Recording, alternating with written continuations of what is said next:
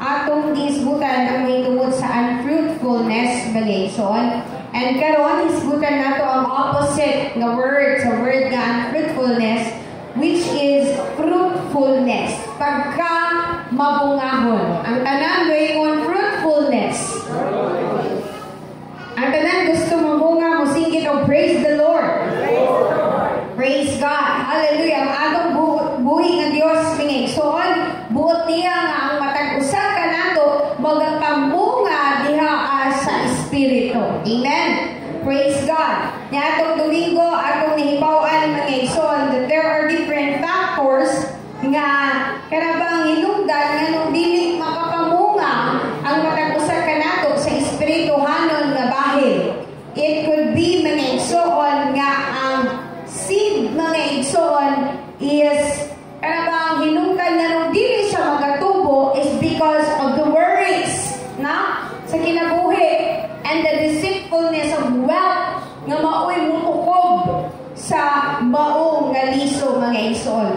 And this time mga igsoon, we're about to move forward to another lesson mga igsoon. So karon atong sabton mga igsoon, ang metaphor, ang pagkahalintulad sa atong buhi nga Dios sa atong relationship diha kaniya sa pagkamabungahon sa isa ka Kristohanon pinaagi sa usa ka vine and branches. Amen. In the book of John chapter 15 verse 5, nag-ingon diha, I am the vine and you are the branches. If you remain in me and I in you, you will bear much fruit. And apart from me, you can do nothing. Sa Bisaya, ako mao ang talong nga paras, kamo mao ang mga sanga. Ang magapabilin kanako, kan kinsa magapabilin ako, mao siya ang magapamunga og daghan.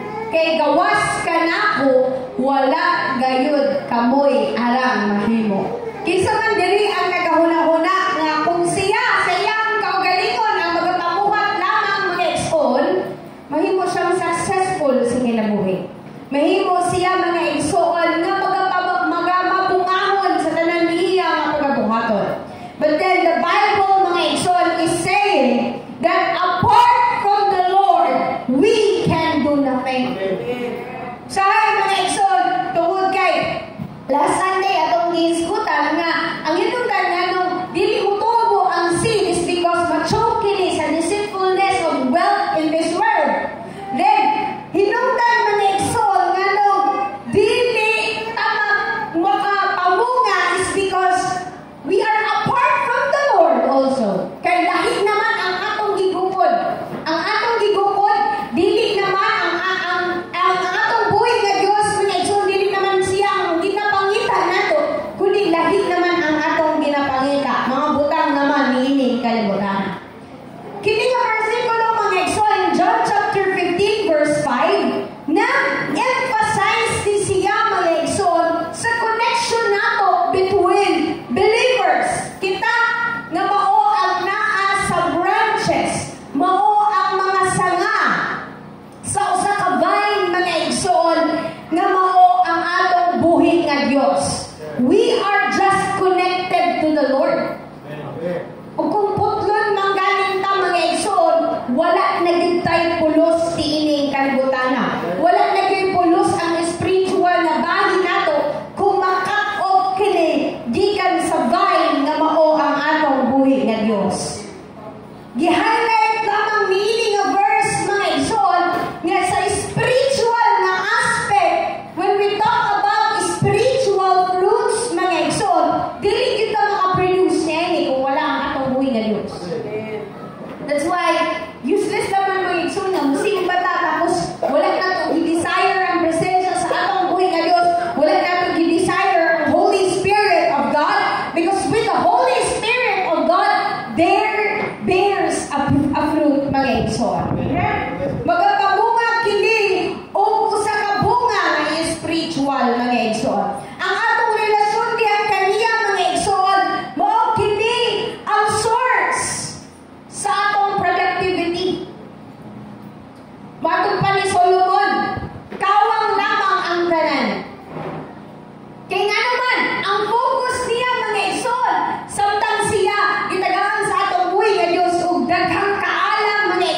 kahibalo. Ang nahimong focus niya, ang iyang fame. Ang nahimong focus niya, mga igsoon, ang mga butang, niining kalibutan. Ang panaalimtan niya, mga igsoon, ang source sa panalangin. Mauna nga nakaingon siya, nagkawang lamang ang tanan. Kaya nga naman, he believed sa iyang kagalingon, wala niya nahatag ang best para sa atong buhay nga Diyos. But if mahatag na to ang best para sa atong buhay nga Diyos, if we do everything for the Lord, dili lamang yun mahimong kawang ang tanan na atong gibuhat. Kung dili ang tanan, mga igsoon, para sa kadungganan ug kahimayaan sa atong buhi nga Dios. And then it will lead us to productivity. It will lead us to more spiritual fruit, mga igsoon. So, unsa man ang expectation sa pagkamabungahon sa usa ka Kristohano? In Galatians chapter 5 verse 22 verse 2:23, pakita nato diri ang nagkalain-lain nga fruits of the Spirit. Na diri ang love, joy, peace, forbearance or long-suffering, kindness, goodness, faithfulness, gentleness, and self-control. And against such things, there is no law.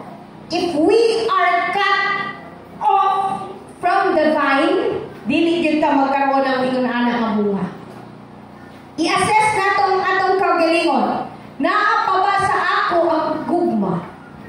Naa pa ba sa ako ang kalipay, ang kalinaw, ang pailo, ang pagkamapuanguron, ang pagkamaayo, ang pagkamatinumanon, ug sunod, ang usa pa, kaagho, pagpungong sa kaugalingon, naapabalikan ako kay kung wala na, maybe na-cut off na tagikan sa vine. Maybe kinahanglan na po nato ang mga igsoon nga ibalik ang pag-attach sa atong kaugalingon diha sa atong vine, mga igsoon, na maulamang gayud si Jesus Christ. Kini nga mensahe, mga igsoon, nagpamatuod lamang nga ang kini nga mga fruits, kini nga mga bunga, kinahanglan evidence siya sa matag kinabuhi sa usa ka Kristohanon. Amen? Kay mao ni siya ang produce, mao ni siya ang bunga sa espiritu sa atong buhi nga Dios nga mao'y nagapanglihok sa sulod nato. So ibig sabihin, kung wala na ni nga mga bunga dili ka nato, wala na nagapanglihok ang balang espiritu dili sa atong sulod. Amen? Mao ni ang standard sa Kristohanon. Ay naalay ang standard ang usa ka Kristohanon? Yes na. And grabe ka taas sa standard sa usa ka Kristohanon, mga igsoon. Kaya kinahanglan, mga igsoon, makita nato na nga mga bunga sa usa ka Kristohanon. Na kung kita, mga igsoon, is sa atong kagalingon, adunay mga bunga nga wala na nato nakita diha sa atong gibasa nga scripture, mga igsoon. Then it's time, mga igsoon, to evaluate ourselves. Unsa man ang ayan nako nga buhaton para mabalik ang bunga or magkaroon ako ng ingon-ana nga klase nga bunga sa akong kinabuhi. Could be, wala pa or naana pero nawala na diha kanimo. Amen? So, naasa isa pa, mga igsoon, nga kaya ba aside from we have an expectation of fruitfulness gikan, mga igsoon, sa atong buhi nga Dios, if nakakabit ta diha sa atong buhi nga Dios, naasay gitawag nga pruning sa stage sa usa ka Kristohanon aron siya mamunga. Unsa man ang pruning? Kinahanglan nga putlan ang o kaya hinluan ang mga punuan aron nga siya magapamunga. Muproduce siya og daghan pa ang mga fruits. In Hebrews chapter 12 verse 11, matod pa diri, no discipline seems pleasant at the time, but painful. And later on, however, it produces a harvest of righteousness and peace for those who have been trained by it. Sa Bisaya, kapag kakaroon makalipay. Ang pruning, mura na siya pagpanton ng igsoon. Kinahanglan nga hinluan ka, kinahanglan nga hambasan ka, kinahanglan ka itong mga sanga, hindi na kinahanglan ka nang nasubraan na ka. Di ba yun, namin kung ang mga talagang estilo sa agriculture mga igsoon. Kinahanglan mo nga hinluan ang usa ka punuan aron makaproduce siya o mas daghan ka din na fruit. Matod pa sa Bible, in the book of Hebrews, ang tanang pagpanton daw dili makalipay, hinunoa makasakit hinuon, apan sa kapulihay dili magahatag sa bunga sa pagkamatalo ngadtong kanila nga namatuto pinaagi niini. So ang pruning, ni siya ang kanang pag matuto sa usa ka Kristohano para makakaon ta mga igsoon sa espirituhanon nga aspeto. Just as the gardener prunes branches para i-promote ang growth and fruitfulness, ang Ginoo sab magadisiplina sa atong kinabuhi nga igsoon para kuhaon ang tanang babag sa atong spiritual growth. So, kuhaon niya ang mga babag. Though painful man mga igsoon ang pamaagi sa atong buhi nga Dios sa pagkuha sa mga babag dili kanato, kini nga proseso mga igsoon magapadulong kanato into a good harvest, and the righteousness and peace will dwell in us. Amen. Mo na nga gikinahanglan nga ato gyud nga kanabang tugutan ang atong buhi nga Dios nga i-prune ka in different aspects of society. Ang pagsulay ng igsoon di sa dawaton because it's really heartbreaking. Sayang ang pagsulay ng igsoon, sayang mo ni ang maghatag ka nato o ka na hopelessness. But then, just keep on going mga igsoon tungod kay ang tanan adunay hinungdan. Ang tanan mga igsoon para kini sa atong spiritual growth, para kini mga igsoon sa atong para mag-lead ka nato ni sa atong pagka mabungahon. Amen. So, ang fruitfulness mga igsoon, it must adhere to different factors. Una, gikinahanglan nga magkaroon tayo ng spiritual nourishment. So, unsa man yung spiritual nourishment nga gitawag? Timano na ko ang atong kaugalingon pag-abot diha sa spiritual na bahin. Psalms chapter 1 verse 2 to 3. But whose delight is in the law of the Lord, and who meditates on his law day and night, that person is like a tree planted by streams of water, which yields its fruit in season, and whose leaf does not wither, whatsoever they do prospers. So, ang atong buhay nga Dios, nagkapahinumdum ka nato pinagi sa iyang mga pulong mga igsoon. Ningon siya mga igsoon niya sa Salmo, kung dili anaa sa kasuguan ni Jehovah ang iyang kalipay, ug sa kasuguan niya nagapanandong siya sa adlaw ug sa gabi. Gikinahanglan nato mga igsoon ang pag-meditate sa Word of God.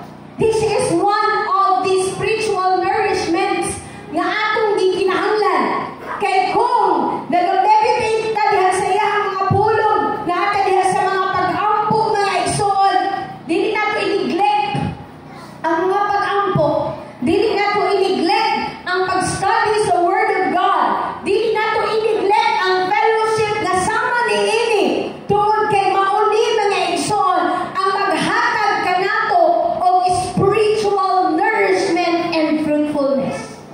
Kaya kung mawala na ang mga pag-ampo, mawala na ang pagkaon sa pulong sa Ginoo, mawala na ang fellowship, dili na kaganahan nga mubuhat ni anang tanan, ibig sabihin naa na ta sa gitawag nato og spiritual drought. Unsa man na?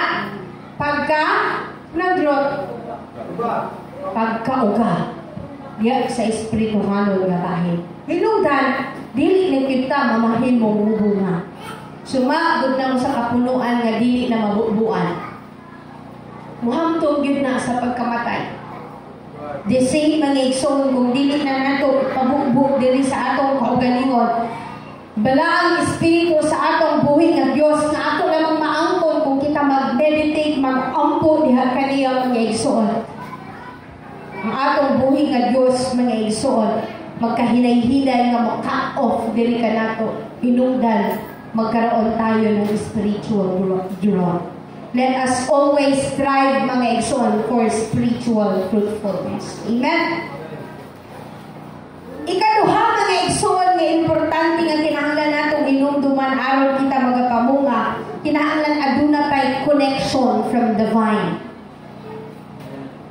In Colossians chapter 2 verse 6 to 7 nagingon, so then just as you receive Christ Jesus as Lord, continue to live your lives in Him, rooted and built up in Him, strengthened in the faith as you were taught, and overflowing with thankfulness. At kung basahon sa Bisaya, usa maingon sa inyong pagdawat kaniadto kang Kristo Jesus na Ginoo, padayon kamo sa pagkinabuhi diha kaniya.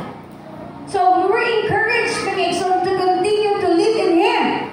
Nga mga pinagamot o pinatubo diha kaniya o linikon diha sa pagtubo. Pinagamot, dili yun mo gamot mga igsoon kung wala tayo spiritual nourishment.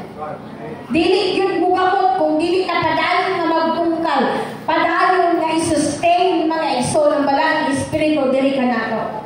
Ingon nga ini gitudluan kamo nga magapadagayaon sa pagpasalamat. Amen.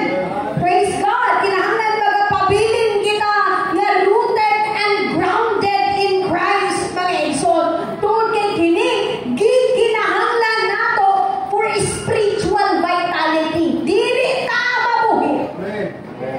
Dili ta makapadayon mga igsoon kung dili ta magapabilin diha sa atong buhi nga Dios. Kung wala tay connection diha sa atong buhi nga Dios, hinungdan ngano maputol ang pagkamabuhangahon sa usa ka Kristiyano. Sa usa ka punuan mga igsoon, kung pwede nga kana siya namunga na, pero ni-stop ang iyang pagpamunga because of factors nga nakaapekto sa iyang pagpamunga. Wala na siya nabubungan, wala na siya naatiman, wala na siya mga igsoon, wala na nourishment mga igsoon nga ni-flow gikan sa iyang ugat paingon sa iyang mga branches. Di kinahanglan mga igsoon nga connected gihapon ta gikan mga igsoon sa atong punuan. Kaya kung mawala na ang connection nato diha sa atong punuan, dihaan na magsugod og kapaitan tanan. Dihaan na magsugod mga igsoon nga ang atong mga dahon, mga tagat, nga ang bunga mga igsoon nga dapat mobilisyo na ang kanang atong mga bunga, ang atong mga bulak magkaalam-alam ra og kataga hinungdan nga dili ni sa mubuo into fruit. Muna ang atong palingkamutan kanunay mga igsoon nga ang atong relasyon diha sa atong buhi nga Dios mga igsoon mananatili nga connected. Amen.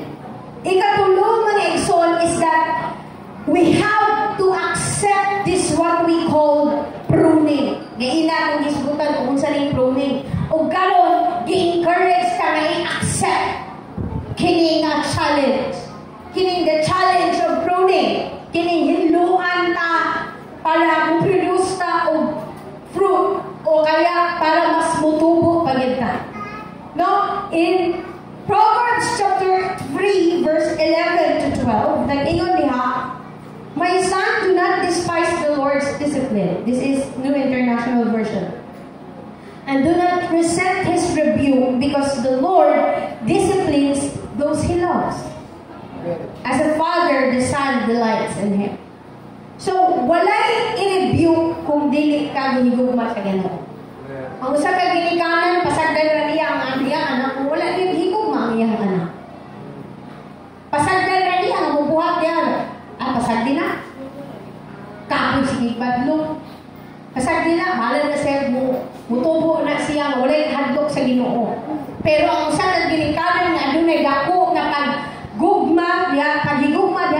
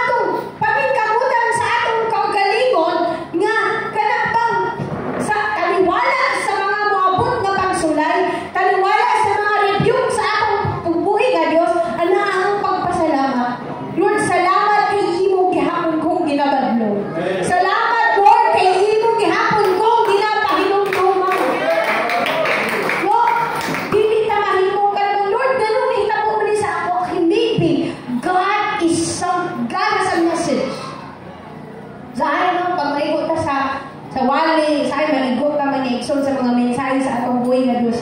Masakitan ta diha sa atong personalon ang nagwali. Atong personalon ang nagbitbit sa mensahe. Pero dili man igsoon. Kay nga man ang mga gigamit sa atong buhay nga Dios mga igsoon, wala sila kabalo what you are going through right now. Mao na lang yung di trabaho sa pastor ang mag-imbestiga sa kinabuhi sa mga kausa. Mura nagmarites. Pero dili man igsoon. It's just that the Lord knows what you need. The Lord knows what we need. Kabalo siya nga kinahanglan na natong badlungon. Kinahanglan na ta badlungon. Kabalo siya mga igsoon nga kinahanglan na ta nga pukawon. Kabalo siya mga igsoon nga kinahanglan na ta nga pahinumduman. Ug ang iyang pagpahinumdum mga igsoon dili sa pamamagitan ng pagnaog niya para boy. Sister Vanessa, boy, Brother Val, dili. But it could be in the process sa atong trials, sa atong mga gipang-agian, mga igsoon. And that's the time that we will realize, Lord, sorry for everything. Sorry sa akong mga kakulangon. Thank you sa pruning nga imong gihatag diri kanato kanako. Hinungdan nga nung imong paghapon nga ginatugutan nga ako magapamunga, ako magatubo, ako magapadayon diha sa pagpangalaga diha kanin. Amen. Kini nga verse mga igsoon nag-resist kanato. Ang nag-remind kanato I mean not to resist or despise God's discipline. Amen. Dili nato despise ang disiplina sa Ginoo. Dili nato mga igsoon i-despise ang mga reminder sa atong buhay nga Dios. Kay mo ni ang expression sa gugma o pag-atiman sa Ginoo ngani kanato. Amen. Amen. The expression of love and care of God sa atong kinabuhi. So may expression of love and care ninyo sa inyong mga anak. Di ba every time nga magpabadlong sila bunalan man ninyo? Every time nga makita nimo nga wala na siya diha sa sakto nga dalan, imo man siyang puliron. Ingon ana sab ang atong buhi nga Dios dili kanato mga igsoon. Amen. And refusing to submit to His pruning, mao kini ang magbabag kanato mga igsoon ngadto sa growth and fruitfulness. We want to be fruitful. Kuhaan na ng mga dili maayo nga kinaiya. Ipertuguti ang Ginoo nga i-prune ang mga kinaiya nga dili ang ayan na makita sa usa ka Kristohano. Mga kinaiya sa pagbahin-bahin, mga kinaiya mga igsoon sa pagdilibakay, mga kinaiya mga igsoon sa mga dili maayo nga kinaiya sa usa ka tawo mga igsoon, mga katawhanon na kinaiya ipahinay-hinay na uprune sa atong buhay nga Dios. Atong ingnon ang atong buhay nga Dios na Lord, kuhaan dili kanako ang mga kinaiya nga tawhanon. O ipuli ang mga kinaiya Ginoong Dios nga imong gikahimutan.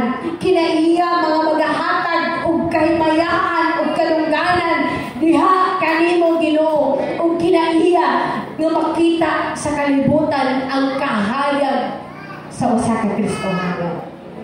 Gusto ta mahitabo na diri kanato mga igsoon. And dili na mahitabo kanato kung dili ta magapabilin diha sa atong buhay nga Dios. Ang pagpabilin sa atong buhay nga Dios is accepting every pruning, accepting the challenge mga igsoon of every trials, the process sa atong buhay nga Dios nga iyang paghimuon aron kita nga mamahimong iyahang good follower mga igsoon o iyahang maayo nga anak. Amen. Praise God. Magapanindog ta mga igsoon at palakpakan ng aking mga buhay na Diyos mga igsoon. Pasalamatan nato siya sa iyahang mga pagtulog diri ka nato. Praise God. Hallelujah.